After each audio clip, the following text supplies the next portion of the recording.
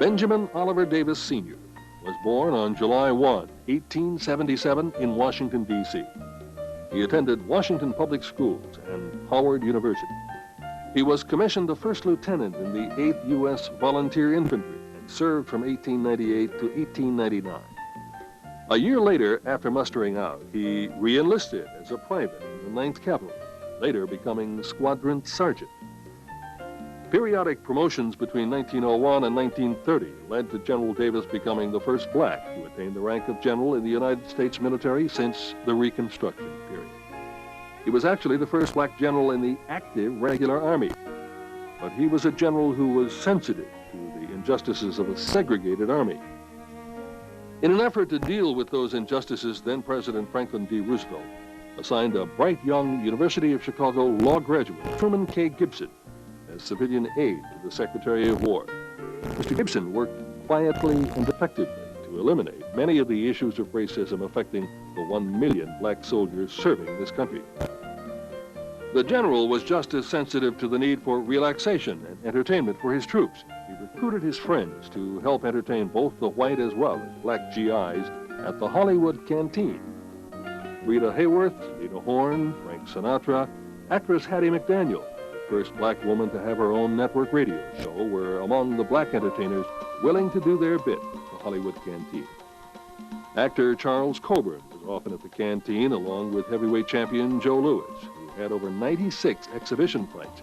He gave over $100,000 in proceeds to the Army and Navy Relief Fund. Contrary to the media's image, whites were not the only people entertaining troops and selling war bonds at that time. Among his many awards, Brigadier General Benjamin O. Davis, Sr. received medals for service in the Spanish-American War, the Distinguished Service Cross, the Bronze Star, and the French Croix de Guerre and Palm for service in World War II. Numbered among the general's many accomplishments in the military was service with the 10th Cavalry in the Philippine Islands. He served as attaché at the American legation, Monrovia, Liberia. The general also served as commanding general of the 4th Cavalry Brigade from 1941 to 1944.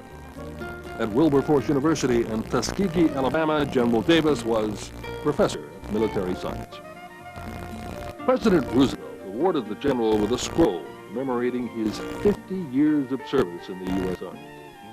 In 1948, the general, after retiring, was appointed as special representative with the rank of Ambassador Extraordinaire and Plenipotentiary to the first centennial of independence, Republic of Liberia. The general died on November 26, 1970, but before his death, he was able to see his son, Benjamin Davis, Jr., become an Air Force general, and to observe him lecturing his beloved Tuskegee fighter pilots.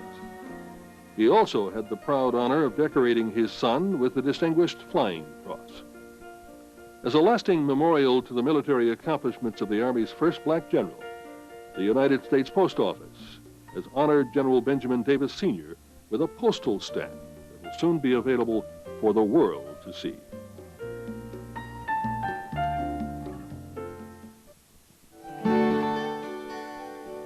Going forward, backwards, is the way the wife of John Douglas Fauntleroy once described his life. The description was meant to reflect on the fact that her husband became a practicing attorney before he earned his B.S. in political science. John D. Fauntleroy was born on September 6, 1920, in Washington, D.C. After graduation from high school in 1937, he intended to become a printer. But at the time, the printer unions were closed to blacks. So at the age of 16, having passed a written test, John Fauntleroy entered Robert H. Terrell Law School. Fauntleroy received his LLB at the age of 20 in June of 1941. Too young to take the bar, he went to work for the U.S. Office of Dependent Benefits in Newark, New Jersey, the legal division. He was admitted to practice in the District of Columbia in April of 1942. After serving in the Army of World War II, John Fauntleroy established his practice in D.C. One of the many highlights of his civil practice was his successful argument in conjunction with the American Veterans Committee before the U.S. District Court in Miller versus Board of Education. That case resulted in the desegregation of Gallaudet College. In May of 1967, President Lyndon Johnson appointed John FAUNTLEROY, Associate Judge of the Juvenile Court of the District of Columbia.